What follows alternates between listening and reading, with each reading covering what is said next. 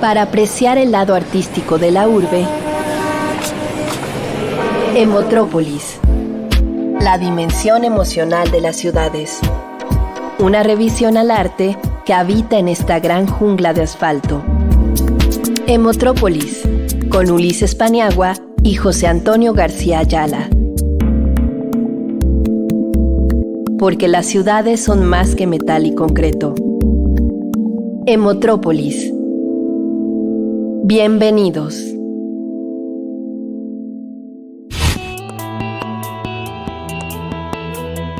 Los comentarios expresados en esta transmisión son responsabilidad de sus autores. Estación de radiodifusión Radio IPN 95.7 FM.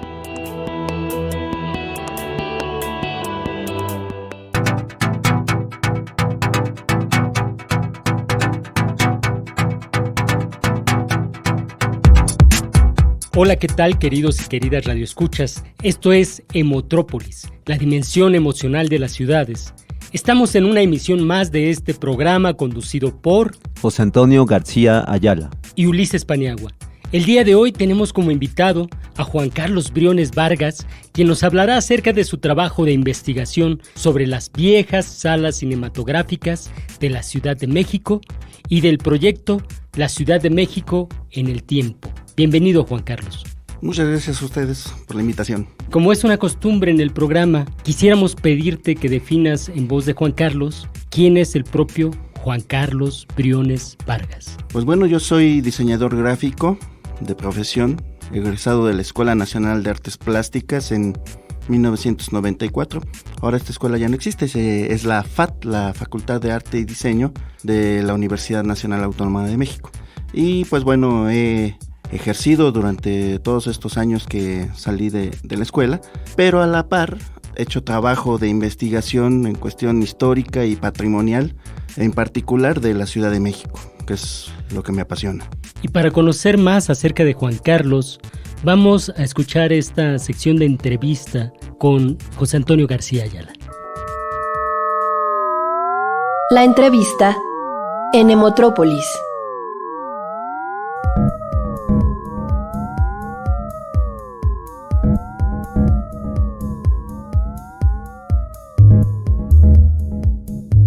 Estimado Juan Carlos, ¿a qué te refieres con las viejas salas cinematográficas? Pues bueno, es toda una época en la Ciudad de México. Las viejas salas de cine nos remonta a la época de oro del cine mexicano.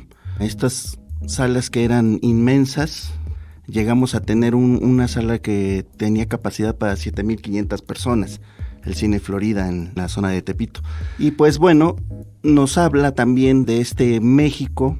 Va a coincidir con la época de la Guerra Mundial, la Segunda Guerra Mundial, y que el cine mexicano pues va a tener esta explosión de producción que se va a reflejar en la construcción de salas gigantescas de cine, ¿no? Y son las que todo el mundo recuerda, ¿no? Esos cines grandes, majestuosos, ¿no? El Mariscala, el Orfeón, el Alameda, etcétera, que son las grandes salas, pero había infinidad de salas medianas, pequeñas y salas de barrio.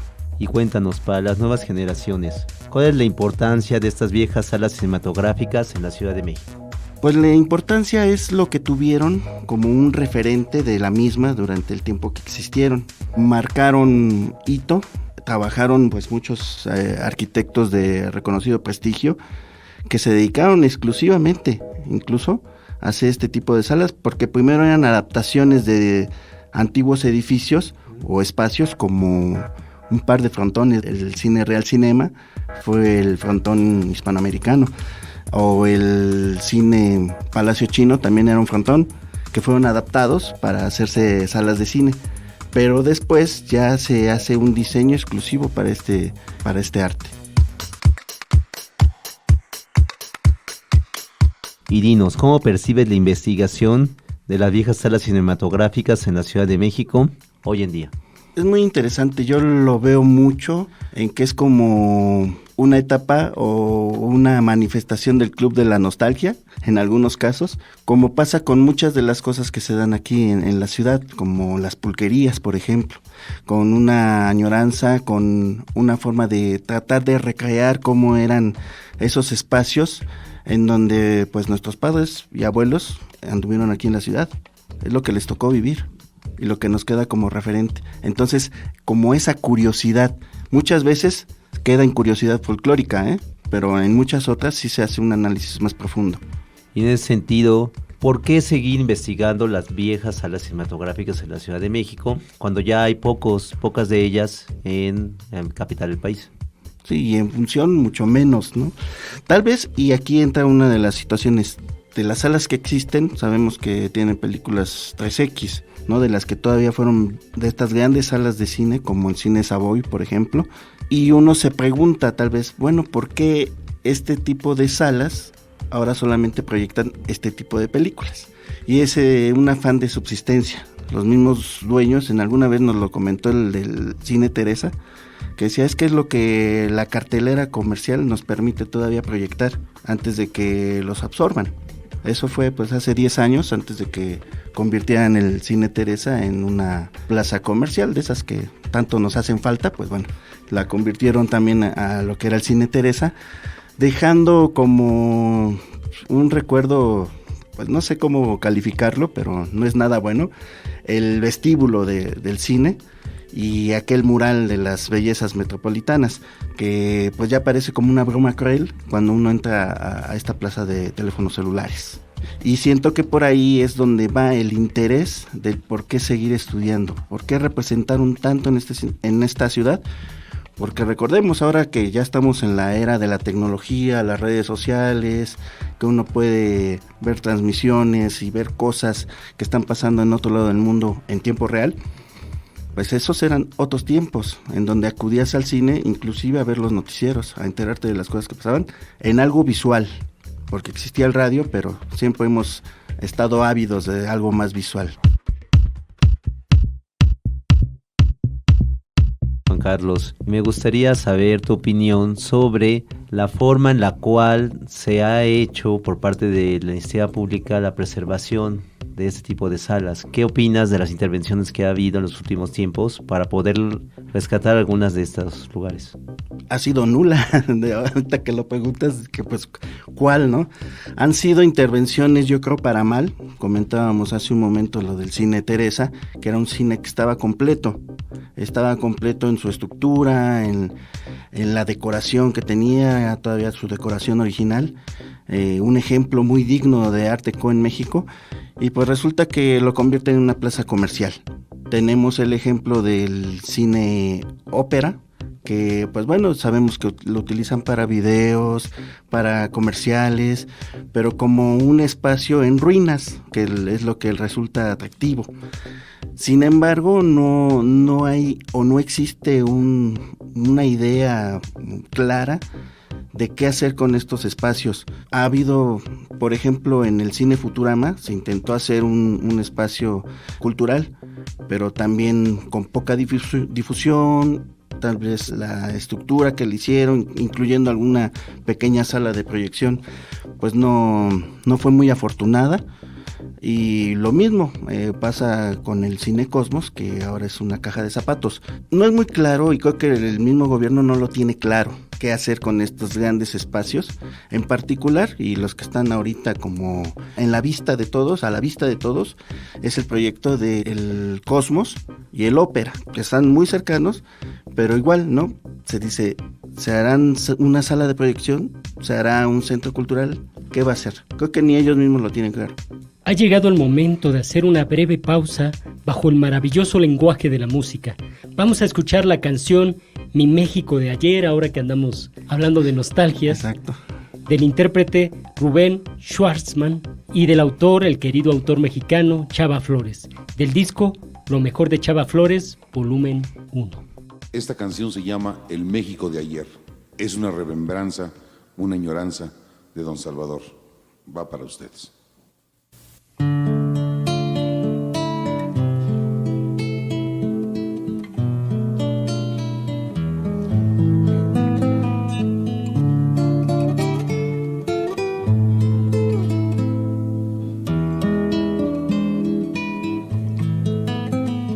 La música de la ciudad en Emotrópolis. Una indita muy chula tenía su anafre en una banqueta. Su comal negro y limpio freía tamales en la manteca y gorditas de masa, piloncillo y canela. Al salir de mi casa compraba un quinto para la escuela. Por la tarde a las calles sacaba almesas limpias viejitas. Nos vendían sus natillas, arroz de leche en sus cazuelitas. Rica capirotada, de jocotes el miel, y en la noche un atole tan champurrado que ya no hay de él. Estas cosas hermosas, porque así yo las vi, ya no están en mi tierra, ya no están más aquí. Hoy mi México es bello como nunca lo fue, pero cuando era niño tenía mi México un no sé qué. Empedradas sus calles eran tranquilas, bellas y quietas. Los pregones rasgaban el aire limpio, vendían cubetas, tierra pa' las macetas, la melcocha, la miel, chichicuilotes vivos, mezcal en penca y el aguamiel. Al pasar los soldados, salía la gente a mirar inquieta. Hasta el tren de mulitas se detenía oyendo la trompeta. Las calandrias paraban, solo el viejito fiel que vendía azucarillos improvisaba el verso aquel. Azucarillos de medio de arrial para los niños que quieran mercar. Estas cosas hermosas, porque así yo las vi, ya no están en mi tierra, ya no están más aquí. Hoy mi México es bello como nunca lo fue, pero cuando era niño tenía mi México un no sé qué.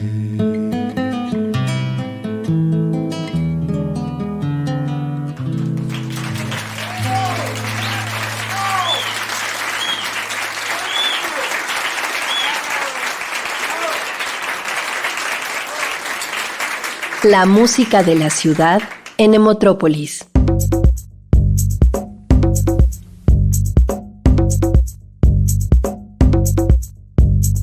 Estamos de vuelta en tu programa Emotrópolis, la dimensión emocional de las ciudades, en esta charla bien interesante con Juan Carlos Briones Vargas sobre las viejas salas cinematográficas en la Ciudad de México.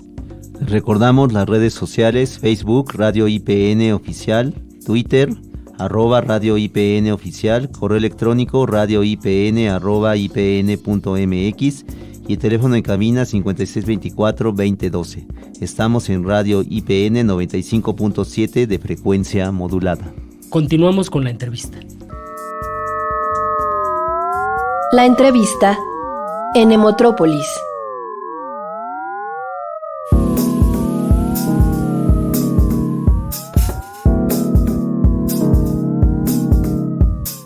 Y dinos, Juan Carlos, ¿qué es la Ciudad de México en el tiempo? Pues fíjate, aquí es algo muy chistoso. Empezó como una experiencia lúdica realmente, entre varios, podemos decir, nostálgicos o que nos gustaba la historia de la ciudad y sobre todo la historia de la ciudad en imágenes. Entonces empezamos a compartir primero en foros que había antes del Facebook, compartir imágenes, nos llegamos a conocer los que teníamos pues mayor empatía, ¿no? En cuanto al discurso que manejábamos ahí.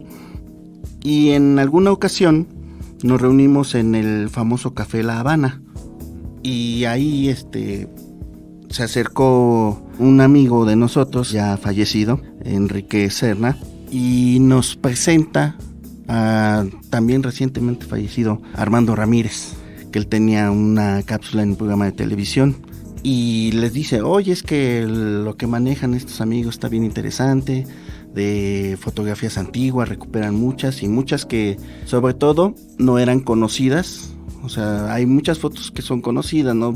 Cuando son del Palacio de Bellas Artes, el Ángel de la Independencia, sí, pues es muy fácil, ¿no? Pero hay sitios que no son tan conocidos o fáciles de identificar. Incluso en los archivos gubernamentales y algunos particulares no las tienen identificadas, no saben dónde es. Entonces nos dimos a esa tarea, te digo, primero era así como, no tienes nada que hacer, pues bueno, ponte a identificar la fotografía. Identificábamos el lugar y hablábamos de cómo era actualmente. Entonces en esa reunión nos dice, pues sí, me interesa su proyecto, está muy padre, y me gustaría hacer un par de cápsulas con ustedes. Y pues nos reunimos para hacer esas cápsulas y efectivamente nos dice, nada más que bueno, para que la gente que llegue a ver las cápsulas y se interese por su trabajo, ¿dónde los contacta? Y ahí es donde caímos en cuenta que no teníamos un contacto o nos manejábamos como grupo. Porque en este grupo estábamos varias personas, que son Rodrigo Hidalgo, que incluso ahora trabaja también en Canal 11 con las cápsulas de la Ciudad de México en el tiempo, Carlos Villasana, que tiene Mochilazo en el tiempo y otros proyectos en el periódico El Universal, su servidor, que está en el programa de radio de la Universidad de la Comunicación de la Ciudad de México en el tiempo, y proyectos varios. Entonces también estaba Nelly Rodríguez, estaba Rocío Echeverry. Ellas pues bueno tuvieron que salir por diferentes motivos rápidamente del proyecto, pero dijimos, bueno, ¿qué hacemos para que la gente nos pueda identificar y reconocernos? Pues a Rodrigo se le ocurre, ¿no? Pues vamos a hacer una página de Facebook. Y primero estábamos ahí viendo lo de, ¿y cómo le ponemos de nombre, no? Y bueno, ya quedó lo de la Ciudad de México en el tiempo y empezamos a compartir fotografías. ¿Qué hacíamos como plus ahí? Era compartir la fotografía, poner algún texto alusivo, y yo creo que lo que fue muy importante en ese momento fue hacer la comparativa en el Maps para ver cómo es el lugar en la actualidad. Entonces eso como que fue el chispazo genial que ocurrió en la página, porque primero pues compartíamos entre nosotros como lo habíamos hecho en los foros, pero después fueron entrando más gente y fue así de esto que pasa de boca en boca, y cuando llegaba a personas o instituciones más importantes, como cuando entró Canal 22 o la Cineteca Nacional, pues bueno, empezaban oleadas de personas que se integraban a la comunidad de la página. Y de ahí surgieron pues todos estos trabajos, como ahora en lo que realizan Carlos, Rodrigo, que por cierto tienen también de manera frecuente conferencias, ¿no? Incluso en Bellas Artes, en distintos lugares. Y pues bueno, aquí yo creo lo interesante es que le gustó a la gente, y eso es lo mejor que nos pudo haber pasado, y ver que sí había muchas personas que están interesadas en el mismo tema que nosotros.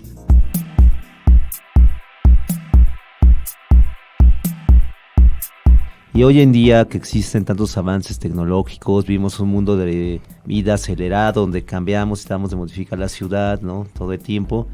¿Cuál es la importancia de un proyecto como la Ciudad de México en el tiempo, en términos, ¿no?, de rescatar esa memoria de la ciudad? Pues mira, yo creo que puede ser precisamente lo que dices. Es un rescate de la memoria, es un registro del pasado que siempre se necesita analizar para la proyección del futuro. Si sabemos dónde había o dónde existe una fractura en el piso, pues sabemos dónde hay más riesgo en un temblor. Si sabemos dónde eran un lecho lacustre o qué partes de la ciudad eran más fangosas, pues sabemos dónde hay más riesgo de construir. Y esta situación del desarrollo de la misma, las calzadas importantes, los antiguos caminos de tierra, los de agua, recordemos que era ciudad lacustre, los de fierro, dónde pasaban los trenes, dónde pasaban los tranvías, y no sorprendernos cuando empieza la gente o algún trabajo de excavar y encuentran ruinas arqueológicas, ¿no? O sea, es algo muy común que puede pasar en muchos espacios de la ciudad, no solamente en el centro. ¿Cómo opera la nostalgia y la melancolía para poder dar cabida a todo ese tipo de temas en las nuevas generaciones de habitantes de esta ciudad? Pues creo que en las nuevas generaciones, precisamente porque es algo que no vivieron y los conecta con otras generaciones. Cuando puede existir un abismo o brecha generacional, esto es un espacio de conexión. El que hay un tema, una foto o algo que te adhiere o te hace uno con otras personas de otras generaciones. ¿Puedes decirnos cuál es la página de Facebook donde podemos consultar el trabajo que ustedes realizan? Como no, se llama La Ciudad de México en el Tiempo.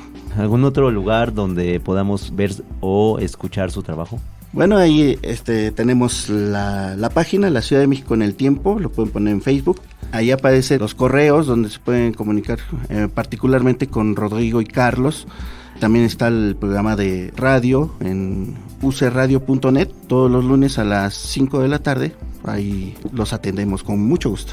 Vamos a hacer una pausa para escuchar la cápsula radiofónica Ciudad de Libros, quien hoy nos hablará de Maples Arce y los estridentistas. Ciudad de Libros.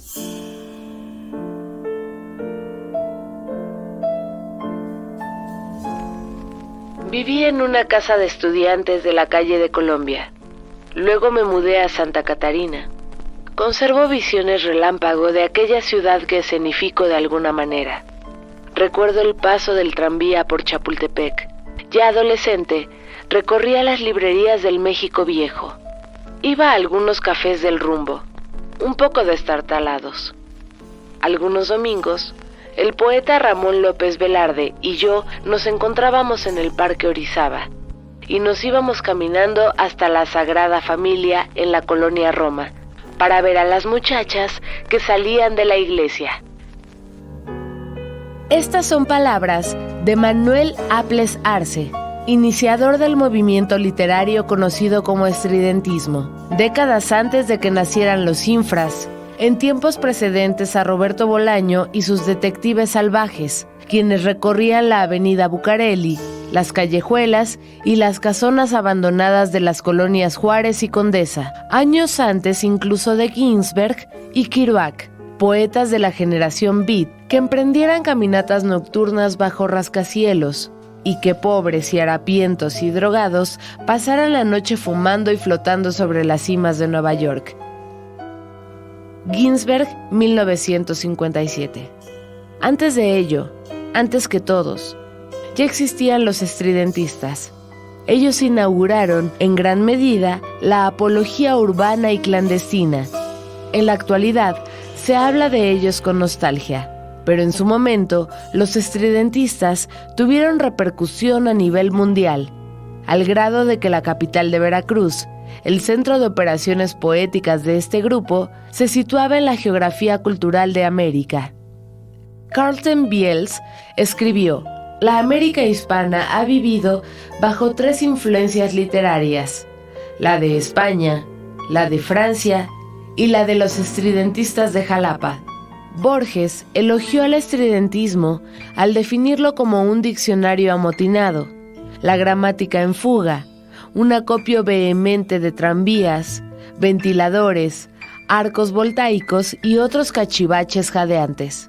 Es interesante la relación de este grupo con distintas ciudades de la República. El paisaje citadino, su vertiginosidad, fueron relevantes para estos poetas, hasta el punto de que Manuel Aples Arce tituló uno de sus libros como Urbe, libro que dedica a los obreros de México. Para el estridentismo, la ciudad es un territorio relevante, un espacio fundamental. Aples Arce escribe en su poema Prisma: yo soy un punto muerto en medio de la hora, equidistante al grito náufrago de una estrella. Un parque de manubrio se engarrota en la sombra, y la luna sin cuerdas me oprime en las vidrieras. La ciudad insurrecta de anuncios luminosos flota en los almanaques, y allá de tarde en tarde, por la calle planchada se desangra un eléctrico. El insomnio, lo mismo que una enredadera, se abraza a los andamios innobles del telégrafo. Bien, eso ha sido todo por hoy. Estimado Juan Carlos Briones, te agradecemos que hayas venido a este programa. Al contrario, es un honor para mí. José Antonio, un placer estar aquí en cabina contigo. A mí es un placer, hasta la próxima. En los controles técnicos, Alberto Vargas. En la producción, Marcelo Oliver. Nos escuchamos en la próxima emisión de Emotrópolis, la dimensión emocional de las ciudades, conducido por sus amigos Ulises Paniagua y José Antonio García Ayala. Buenos días, buenas tardes y buenas noches, Ciudad de México. Hasta la próxima. Todas las emociones contenidas en las ciudades confluyen en Emotrópolis. Ulises Paniagua y José Antonio García Ayala te esperan el próximo miércoles para un nuevo recorrido sonoro por las expresiones artísticas de la gran urbe. Emotrópolis, la dimensión emocional de las ciudades.